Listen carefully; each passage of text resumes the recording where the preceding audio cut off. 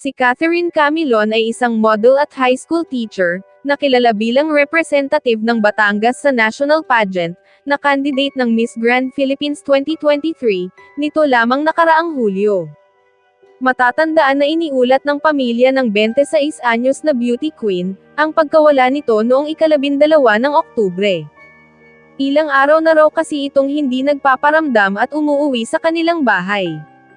Base sa mga post, October 12, 2023 pa ay hindi na makontak si Catherine. Ayon sa kapatid na si Chin Chin sa kanyang Facebook account noong October 13, baka po mababasa to ng kasama ni Catherine Camilon kagabi na ka-work niya, hindi lang po namin alam kung sino, di po matandaan ang pangalan, pasabi naman po baka alam niyo po kung nasaan siya, kagabi pa po siya tumawag 8 PM, kaninang umaga pa po naka-off ang phone niya hanggang ngayon, at hindi din po nag-o-online, palagi po siya nag-a-update sa amin, ngayon lang po talaga hindi. Marami pa siyang post na nagtatanong kung nasaan na ang kapatid. Ayon sa isang post niya, sana makabalik ka na sa atin, madami nag-aalala sa'yo kung nasaan ka, halos 2 araw ka nang walang update sa amin, wala namang alis na wala kang update, sana okay ka lang kung nasan ka man. Mahal na mahal ka namin. Noong October 14 naman, ang ina nitong si Rose Camilon ang idinaan na sa Facebook ang panawagan. Sabi niya, "Anak, nasan ka? Uwi na, magbuhay ka na ng cellphone para makausap ka na namin, mahal na mahal ka namin.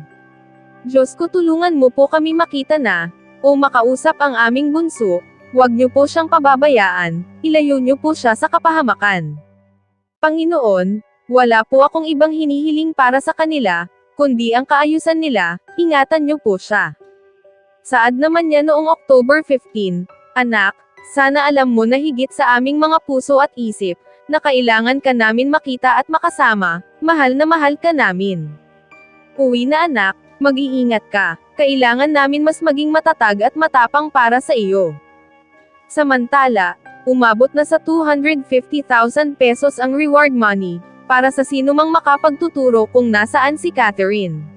Samantala, mayroon na umanong sinusundang lead ang PNP, sa sinasabing pagkawala ni Miss Grand Philippines 2023 candidate. Sa pulong balitaan sa Camp Crame, sinabi ni PNP Public Information Office Chief Police Colonel Jean Fajardo, na nakausap na ng Batangas Police Provincial Office, ang pamilya ng biktima. Pinuntahan na rin ng mga pulis ang lugar kung saan sinasabing huling nakita si Catherine. Ayon sa mga awtoridad, may person of interest na sila sa pagkawala ni Catherine, pero tumanggi na muna silang magbigay ng detalye habang patuloy pa ang investigasyon. Ayon sa ulat, nakikipagtulungan ang PRO Calabarzon sa Detection Group at Highway Patrol Group, para matunton din ang nasabing sasakyan.